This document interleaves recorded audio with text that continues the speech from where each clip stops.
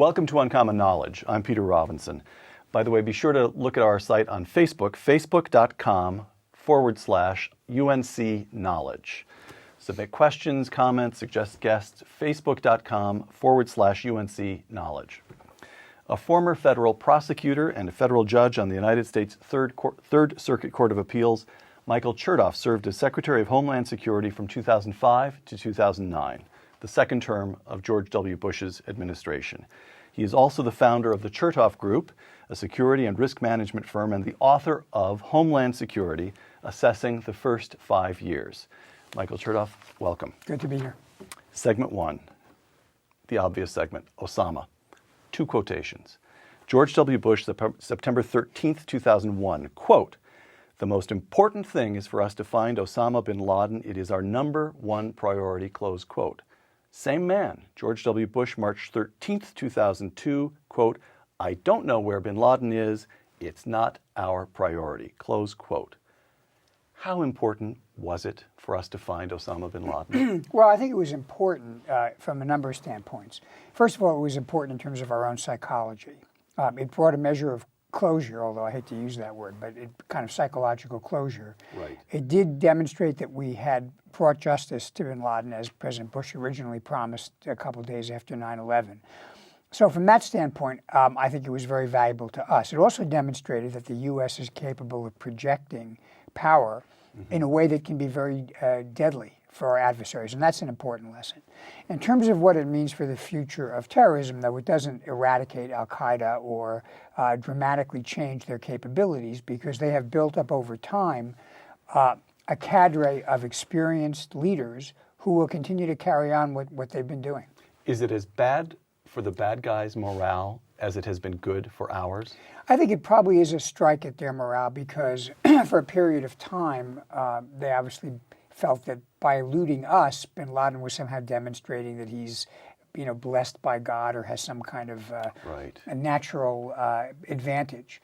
But I would say that they will now retranslate that narrative into a different narrative, which will be about how he's martyred and how you have to continue to fight in his name. Perhaps most interesting, and I don't know how they view this, is the fact that he was not killed on the front line in a cave, but he was killed back in a compound very far back from where the actual combat is occurring. And that may have a certain impact on morale. 2 quotations. John Yoo, writing in the Wall Street Journal, quote, "Sunday's success," that is the killing of bin Laden. He's writing the week after we killed bin Laden.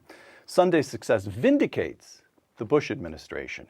George W. Bush, not his successor, constructed the interrogation and warrantless surveillance programs that produced this week's actionable intelligence," close quote. That's John Yoo. Here's an editorial in the New York Times. Quote, "There is no final answer to whether any of the prisoners tortured in George W. Bush's illegal camps gave up any information that eventually proved useful in finding bin Laden, no matter what Mr. Yoo and friends may claim. The real lesson of the bin Laden operation is that it demonstrated what can be done with focused intelligence work and persistence." Whose side are you on? Well, I have to say the truth lies between the two poles in this sense. Yeah. No one can actually ever say there's a particular single piece of information that leads directly to bin Laden getting discovered and then being killed. I mean, it's not going to be a single piece of information. As I think everybody from my partner Michael Hayden to other people who are experienced have said, Michael Hayden, former director of the CIA, right. As they've all said, this has been a process of assembling intelligence over time. Now, a good deal of this was human intelligence, meaning intelligence that was gained from interrogating detainees. And much as the New York Times may not like it, that has been very valuable in a whole host of ways. On the other hand, there have been other factors as well, including electronic surveillance, which the New York Times also doesn't particularly care for, and other kinds of intelligence gathering. So it's never going to be possible to say, had we not done this one thing, something else would have resulted. But I do think it's fair to say that had we not had the kind of broad programs that the Bush administration put in, we would be far behind where we are now, in not only in terms of intelligence gathering, but in terms of the ability to translate that intelligence into actionable information, yielding the kind of success that we saw a couple of weeks ago in Abbottabad. Okay. Well, I want to pursue that one more to the extent of one more question. So would it be the case then that the Obama administration has benefited and now knows it has benefited from policies that it derided during the presidential campaign? I would say it's fair to say, and I think that probably the people in the Obama administration would acknowledge this, that the progress that has been made in their tenure is a direct result of the foundation and the progress that was made in the prior administration. And at the same time, the prior administration owes the current administration the credit for continuing policies that worked and leaving partisanship and campaigns at the doorstep and getting into the Situation Room and doing things based on what is going to protect the American people. Should the Attorney General drop the investigation of the CIA agents whom this administration says may have been implicated in illegal activities surrounding waterboarding? And I have to say, I mean, this investigation has, again, from my perspective at a distance, gone on way too long. If there was something to be charged that was a real charge, someone should have brought the charge. At this point, I would really stop the cloud hanging. And now over you're people's talking heads. as a prosecutor as well as someone an expert in national. Look, as if you've got a case, bring it. That's right. And if you have a case, and it's also got to be a case that you evaluate in terms of, are you going to win it? Does anybody seriously think a jury is going to convict somebody because of perhaps stepping slightly over the line, with the motivation being not some personal agenda, but to protect people and to yield the kind of result? When the defense will call the former Vice President of the United States, Dick Cheney, to come in and say, these men saved lives. Well, they could call current members call of the you. administration. Right. All they right. could call current members of the administration. And so I don't think this is going anywhere. But I think it's also in fairness. Look, if you send people in harm's way, provided they're acting in good faith. Now, I don't mean someone has a personal agenda. There's no suggestion they weren't acting in good Correct. faith, is there? No one has suggested People are such a acting thing. in good faith to try to protect the American people. I don't understand how you don't get their back. Got it. Segment 2, National Security and Iraq. From George W. Bush's second inaugural address, quote, "As long as whole regions of the world simmer in resentment and tyranny, violence will gather. The survival of our liberty increasingly depends on the success of liberty in other lands. The best hope for peace in our world is the expansion of freedom in all the world," close quote. Now, when you listen to those words in January of 2005, if I got that right? Right. Did you say to yourself, ooh, that's an overreach, or that's exactly right, or, well, that's a politician talking, it's too fuzzy to evaluate? Actually, and from talking to President Bush over the years on this, I think he had a deep belief in this, and I think he was correct. In other words, on a strategic basis, if you're looking to change the conditions that yield terrorism or that yield people who are trying to kill us, what you want to do is you need to change the conditions on the ground. You need to create societies with a rule of law, where there's opportunity, where there is no corruption, and where you have reasonable degree of freedom and human rights. That creates societies that are less likely to breed terrorism and violence. If all you're doing is dealing with the results of societies that are dysfunctional, then it's like playing whack-a-mole. You're going to keep hitting the mole, and you're not going to change the game. So I think the president was right about that. And now, obviously, you want to transition there over a period of time in a way that doesn't result in violent upheaval. But at the end of the day, I think freedom and democracy and the rule of law are the ingredients of peace. So you subscribe to the Bush freedom agenda in principle strongly. Correct. Okay, so that raises the question of costs, and let me just hit you with it. Here's the cost of the war in Iraq. 4,400 American personnel dead, 35,000 wounded. Somewhere, it's really hard to get a tight estimate, but somewhere between 700 billion and 1.5 trillion spent. And the estimates of Iraqi dead run from 70,000 to more than 100,000. Those estimates also are all over the place, but it was a lot of people. Was that worth it? Well, let's go back to where we were in 2003, Right. and judge it based on what was known at the time. I don't think that the president argued that we're invading Iraq simply in order to make it into a democratic regime. Although clearly that was a benefit that was hoped for, and I think has been largely achieved. I think the original impetus was the belief, held in good faith, that Saddam Hussein had or had ready access to weapons of mass destruction, at a minimum chemical and biological weapons, and he'd used those weapons in the past, and perhaps a nuclear program that was moving along. Now, we can argue after the fact about why it is that that was misjudged. A lot of it, frankly, was that Saddam Hussein tried to project that image that he had it. Right. But that's the reason we went into Iraq. It's not simply because we wanted to get democracy. And I think that's, although achieving democracy was, I think, a hoped-for byproduct, I don't think that alone would have been a reason to go in. I don't think the president ever suggested that. All right. You raised the question of intelligence. Right. A couple of quotations here. Daniel Dresner of the New Republic, writing in 2003, "The CIA is in open revolt against the White House," close quote. Bill Kristol, writing in the Weekly Standard in 2007, "A group of unelected bureaucrats from the CIA leaked almost daily against the White House." On this very program a couple of months ago, former Secretary of Defense Donald Rumsfeld said that he became so distrustful, he said it here, he also has written it in his book, he became so distrustful of CIA that during the war, in the course of the war in Iraq, he said, "I want no more briefings from CIA. I'll read the paper, don't send me personnel. I don't want these people talking to me face to face." What was going on? Well, I have to say, from my perspective, I had no complaints about the CIA. I had when I served as secretary from 2005 to 2009, Secretary of Homeland Security, I got a regular CIA briefing. I found the analysis and the briefers to be really outstanding. I had no complaints or difficulties with the way they conducted themselves. I was not Is that really, because you were better at handling them? No, I think, I mean, I can't speak for what was in Secretary Rumsfeld's experience, and there may have been some policy issues there that are outside of what was in my domain. Right. But certainly from my perspective, which was to look at what intelligence there was concerning threats against the United States, I found all of the intelligence agencies to be really outstanding in terms of their performance and also to work well together. I mean, we had a real ability to fuse the information. So I have no complaints about that, and I can't speak for why others disagreed or had some problem with the CIA, but I didn't have that experience. Really? Myself. But look, well, you were a member of the administration, cabinet meetings, you're seated in the cabinet room, you're at the table. Yeah. And did you not wonder to yourself, I can deal with CIA, they're being perfectly straightforward with me.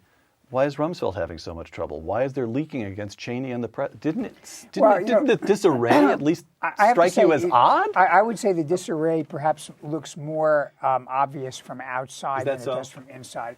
And bear in mind, of course, I came in 2005, which is after the first couple of years of Iraq, so it was a different time frame than the period leading right up to the war and right after the war. But I also have a pretty good understanding of the difficulties that are inherent in intelligence collection and analysis. You don't get a clear answer because you're always trying to assemble inferences from a lot of different facts, and you can argue those in different ways. So maybe I had a more reasonable expectation about what intelligence gives you and what evidence really is than some people do when they look at the CIA or other intelligence agencies. Final question about Iraq. If you could, we're recording this on a university campus. Right. Kids who will graduate from Stanford University this June. Already we've got students who don't quite remember the origins of the war. They certainly won't remember the invasion in March of 2003. One sentence, two at the most. What's the lesson of Iraq? I think the lesson is when you make a decision based on information that you have at the time, there's always a risk that that information will turn out to be either proven wrong or the prediction will turn out not to eventuate the way you suppose. It doesn't mean that you shouldn't make decisions based on less than 100% information. What it means is you have to have a certain humility about what intelligence can give you, so that when you make a judgment, you're inherently aware that there is always some element of uncertainty about the information you've got and the predicted outcome. And if you're the president, that you communicate that element of uncertainty to the American people. I think that's right. That I think it's important for the president to communicate it, but to recognize that we live in a media environment in which the subtleties are often overlooked. And I'll give you just a short, quick example. I distinctly remember the president saying, "We're not going to wait until the threat is imminent to go into Iraq." I remember that too. I often heard people in the media accuse the president of saying the threat is imminent. Right, that was exactly the opposite of what he actually said. Right. So there's a great deal of difficulty sometimes in actually communicating to the audience given the filter of the media. Segment 3, the war abroad. Pakistan. Thomas Friedman in the New York Times, this is just in the last few days, quote, "The Pakistani ruling bargain is set by the Pakistani army. We let you civilians pretend to rule, but we will actually call all the key shots and we will consume 25% of the state budget. Looking for bin Laden became a side business for Pakistan's military to generate American aid." They played us, Michael. Well, that's a very clever statement. It's probably a little bit of an oversimplification. But there's no question that Pakistan has been a very challenging ally, and it's been an imperfect ally. As they will tell you, and I think there's some justification, they have been very helpful to us sometimes. But it's also clear that there have been times they have not been helpful. I think the jury is still out on what happened with bin Laden, but certainly there are serious questions about how he could be where he was located for years without some high-level support. I don't mean at the very top. Do we turn the screws on them? Well, so let me come to the other side. The other side of it is that our supply line into Afghanistan comes through Pakistan. We have had the benefit of their assistance in capturing a number of high-level people. So, and remember, the Chinese are always in the wings, waiting to say to the Pakistanis, dump the Americans and come over and work with us, and we'll give you everything that you want. Right. So we're in a situation where we don't have total control. And I think, as most people have said, it's got to be a combination of tough and love, meaning we have to assist and encourage good behavior, but we also have to call out and be tough when there's bad behavior. Now, I think the president actually, in this case, did the right thing. There was an opportunity to strike at bin Laden. He took the opportunity. He knew it was going to offend the Pakistanis, and he did it nevertheless. And I think we have to be willing to do that. But I think we also have to be careful not to put them in a position.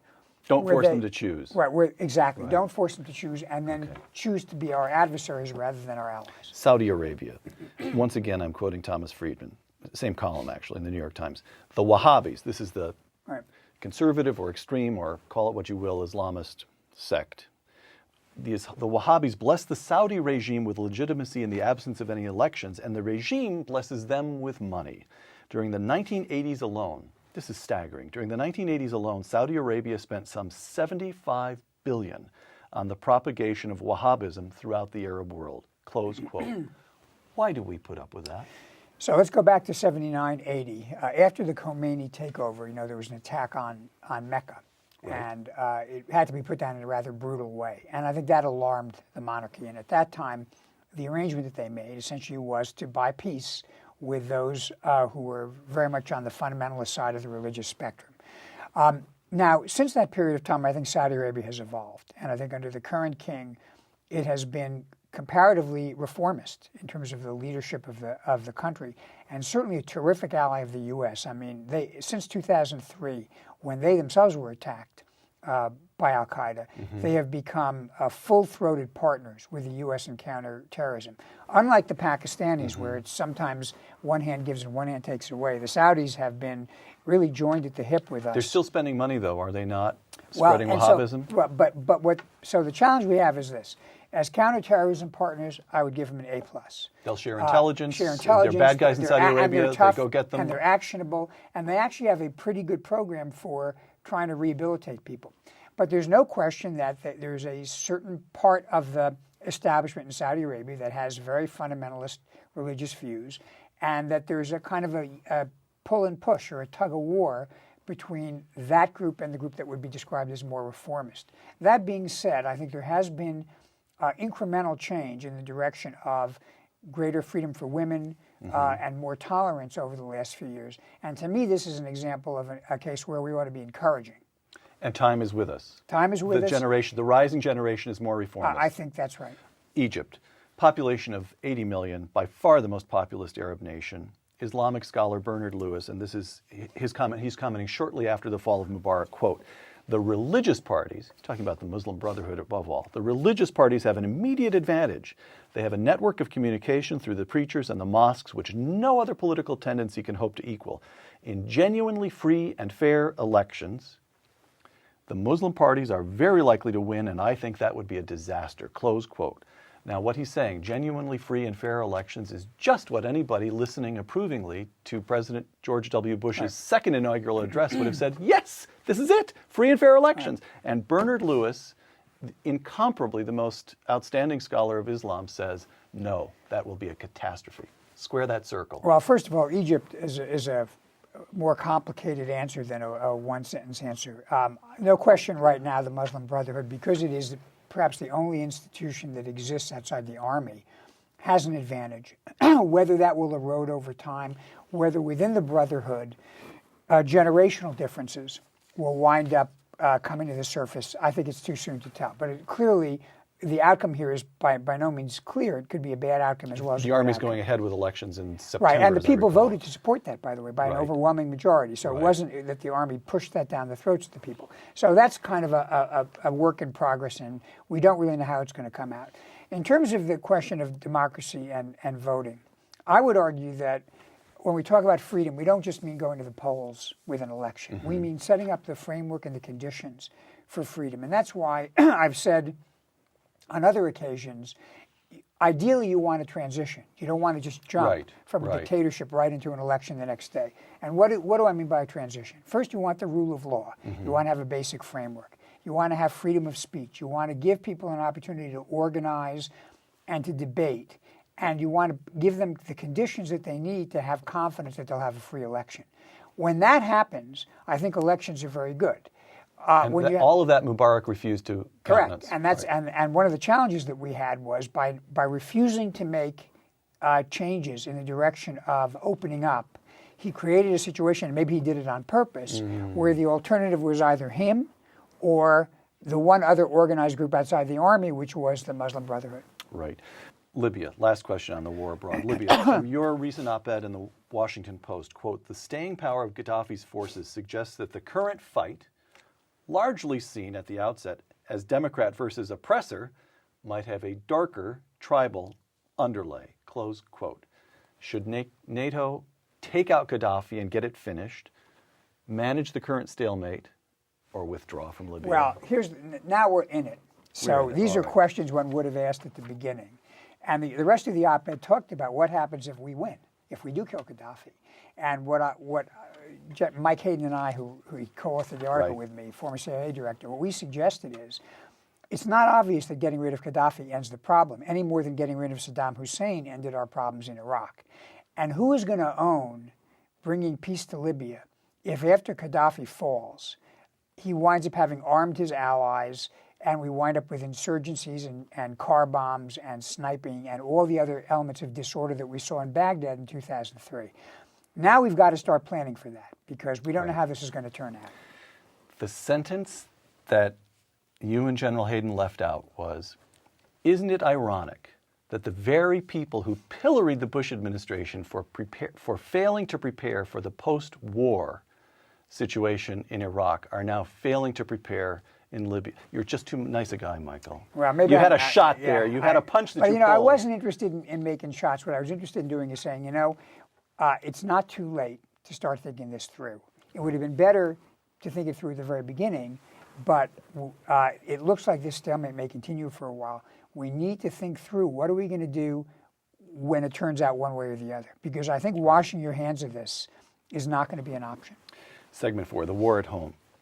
Airports. I put up a question on ricochet.com just a few hours ago asking for questions for you. And you know what? A lot of people want to know why Americans are still standing in lines at airport. Here's from somebody who's called Frodosphere. So much of what Homeland Security does is widely seen as a joke, especially in airport security. Lately, it's gone from joke to far worse. Please find a respectful way to ask Mr. Chertoff if he ever felt foolish enforcing these silly, hyper-risk-averse or politically correct rules. Well, Consider that question respectfully submitted. So here's my respectful answer. I didn't feel foolish because on the Saturday night before 9/11, I had dinner with someone who was in the American Airlines flight that crashed into the Pentagon. And that sobers up your sense of humor about this. Look, I stand in lines like everybody else, and I do not only here, but I do it overseas. And I might tell you that overseas, you get quite a robust pat-down. I mean, I came back from Europe last week, and I got a very thorough pat-down coming through the airport. The reason we do it is because the number one target for terrorist attacks is still aviation. We saw it not only in 9/11, we saw it in 2006 when there was a major plot that we disrupted. We even saw it with the effort made last year to put bombs on cargo planes, to blow them up in midair. It would be great if we had a magic technology that avoided having to stand in line and just allowed us to detect if people have explosives as they move through the airport. And maybe we will at some point. And there's some other things we can do to try to make it a little bit easier and to kind of manage the risk. But at the end of the day, the reason we do these things is because otherwise planes will start to blow up. And I don't think anybody wants to have a loved one on a plane that's subject of a bombing. Fundamentally, you defend the system as it is. I do, because I recognize that the problem is not going away. And I have lived, let me give you, again, a concrete example. We have a watch list. And I used to get criticized. We meaning Homeland Security, US government. Yeah. Right. And we had maybe several thousand people on the no-fly list and maybe about 20,000 on the selectee list who fly. And there were repeated criticism, not only from the ACLU, but from members of Congress. Why do you have so many people on the no-fly list? Why do you have so many people on the selectee list that you have to be searched? And the day after the underwear bomber was caught, the criticism was, why don't you have more people on the no-fly list? Right. Why don't you have more people on the selectee list? So for one who had the responsibility actually to make sure people didn't get killed, you learn that you can't be guided by what people think at any given point in time, because that can turn very quickly if a tragic event occurs. Right. The border.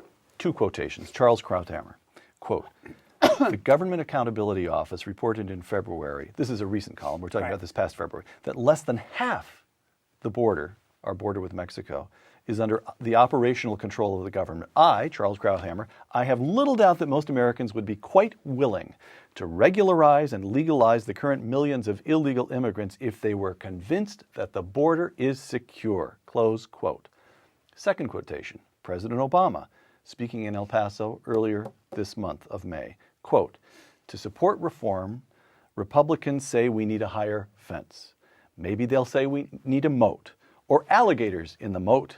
They'll never be satisfied. Close quote. Whose side are you on? Well, first, I think the president was being too cavalier with the very serious concern people have about securing the border. And I think that was a mistake, to put it that way. That being That's said, about as rough as you're going to get, I guess. Yeah, probably. Right. Yeah. All right. Okay. That being said, I also think those who say nothing has been done at the border are also wrong. I mean, I can tell you where we were 5 years ago. You had something called the Secure Border Initiative. That was yours. Correct. How far did you get? Well, we built 600 miles of fence.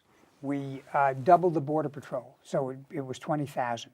We deployed mobile radar, sensors, other kinds of technology.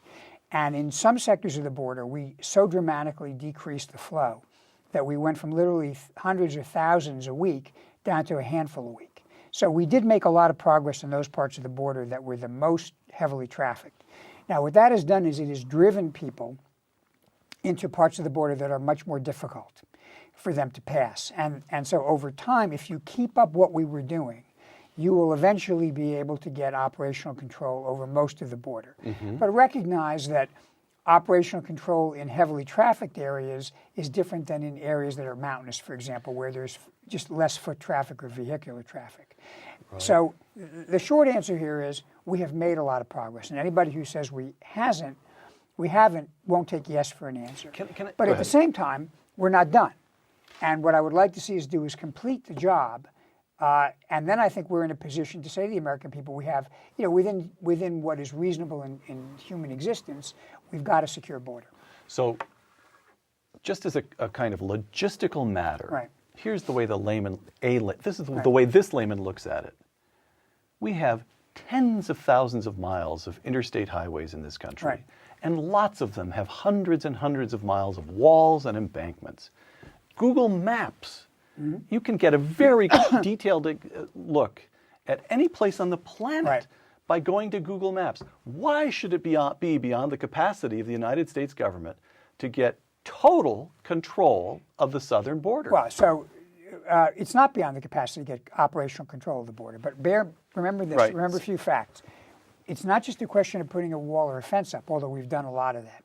You have to patrol it because right. You have to apprehend people who are coming over. They dig tunnels underneath it, so you have to have the technology to look for that. There is an amount of money that we could spend that would get us, within a reasonable period of time, operational control over the rest of the border. Remember, just speaking for the years that I was there, Right. in the 2 years I was there, we went from 11 miles of fence to 600 miles of fence. In 2 years. In 2 years. From 10,000 or less Border Patrol to 20,000 Border Patrol. But I want to tell you that we had to fight litigation, issues about condemning property, protests from people on the border who didn't like what we were Right. doing on the border. All of which, and of course, the expense of doing it, all of which took a fair bit of time. That being said, we accomplished it. And we could complete the job if we are prepared to spend the money, and it is a lot of money. And so there's a budget lot of money impact. means what?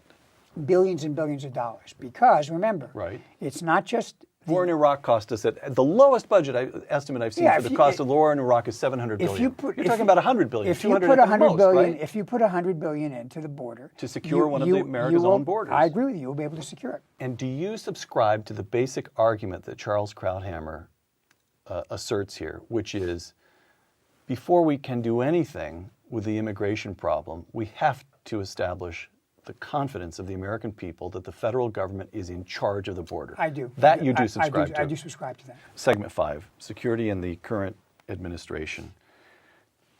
We will substantially have withdrawn from Iraq by the end of the summer. The administration wants to begin drawing down our forces in Afghanistan in the course of that next year. It's placed the defense budget under constant pressure. Against that, it's expanded the use of attacks from drones in Pakistan and Afghanistan some fivefold, and it got Osama bin Laden. What do you make of the Obama national security team? Well, again, I have to say, starting with my own department, I really have only praise for my successor. She's really continued largely, not entirely, but I'd say 95% of the approaches that we took to Homeland Security. And I think she's been serious and she's been successful in doing that.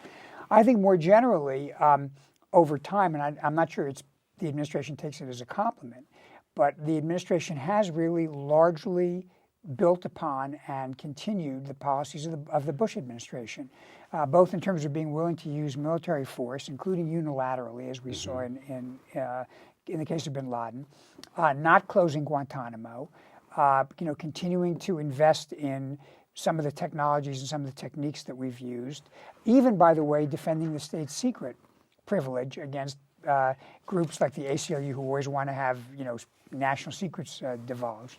So to that extent, I want to praise the continuity, and I've often said to people, it's one thing when you're standing outside as a candidate or as a critic. When you have the responsibility to protect American lives, it is remarkable how presidents of either party wind up having violent agreement about the need to take the necessary measures. Okay, so as a historical matter, well, the comparison might be, I'll put this to you, Harry Truman sets in place the basic policy of containment. Right. In effect, he launches the Cold War by announcing that the United States will push back. Dwight Eisenhower comes along. There's some disagreement about Korea, but fundamentally, Dwight Eisenhower accepts the policy of containment. And now, and for the next 40 years, the Cold War is bipartisan, substantially bipartisan. So is that what we've seen? George W. Bush gets hit with this thing, scrambles, does the best he can with it, brings in some excellent people in the second term, and the Obama administration has now made the war on we still don't have a good name for it, but this thing is now bipartisan, and we all ought to be grateful for this, that the Obama people at least are realistic enough when they get to office to do what needs to be done. I think that's right. I think that what has happened is there's been a recognition of the fundamental nature of the threat, the fact that it's going to be with us for a long period of time. And basically the core of people who are making policy in both administrations, while there'll be some differences tactically, have the same basic strategic vision. And I think that the country ought to be grateful about that. Okay. The Patriot Act, of which you're credited everywhere in the blogosphere as the co-author.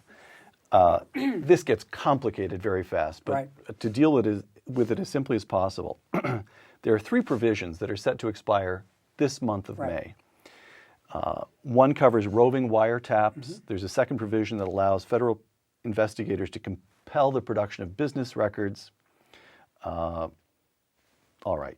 What's interesting is, as I read it, the current administration, through Attorney General Holder, has provided a rather tepid statement of support for extending these provisions, and all the action is taking place within the Republican Party. James Sensenbrenner, representative from Wisconsin, as I recall, has introduced legislation that would extend these provisions, and he's getting pushback from the right. Alan West, conservative, beautifully eloquent man who's just been elected to Congress, former colonel in the Army, now representing Florida, and by anybody's standard, a thoroughgoing conservative, says, I'm not so sure about this infringement on civil liberties. What the heck is going on? Well, you know, these things become political footballs. And I remember occasions when I was criticized by people who said, well, how come you were involved in writing the Patriot Act? And then I'd say, well, what do you object to? And they'd say, well, because the Patriot Act authorized the war in Iraq. I'd say, well, it had nothing to do with that. Right. So sometimes the problem is the facts get lost in the rhetoric. So let's talk about these two provisions from a common sense standpoint. One is the ability to do roving wiretaps, which means if you're a terrorist and you change phones, we can get a warrant to tap whatever phone you're using as opposed to having to go back each time for separate phones. Right. Now, here's the secret. We've done this for years with court blessing on drug dealers. Why would you allow us to do it on a marijuana dealer and not a terrorist? The issue about agents being able to get business records. Right. Well, right now, in a whole host of areas involving different kinds of frauds like bank frauds and antitrust, agents can issue investigative demands for business records. Why would we let somebody in an antitrust case have to turn over business records but not a terrorist? Now, these things have existed for decades. The republic hasn't fallen. It hasn't been the end of democracy in America.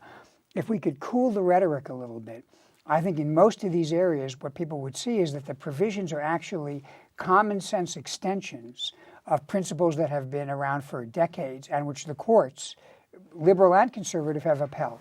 All right. Last question. If you could sit down the following two people and give each one a sentence of advice, what would you say? The Republican challenger in 2012, whoever he or she may be, and President Obama. Would you give them the same advice? Would you give them, what would you say? You know what? I would people? Give them the same advice. And what would it be? My philosophy has been whether it's a Democrat or Republican, anybody who wants to ask me about national security, I'm willing to give them my advice honestly. And they may not like it, but they're going to hear it. What I would say is the challenge you're going to face going forward is that the adversary is evolving and changing. And therefore, we have to evolve and change. And most important, we have to be strategic about the threats we face, which means looking not only at the near-term threat, but to take the example of Pakistan.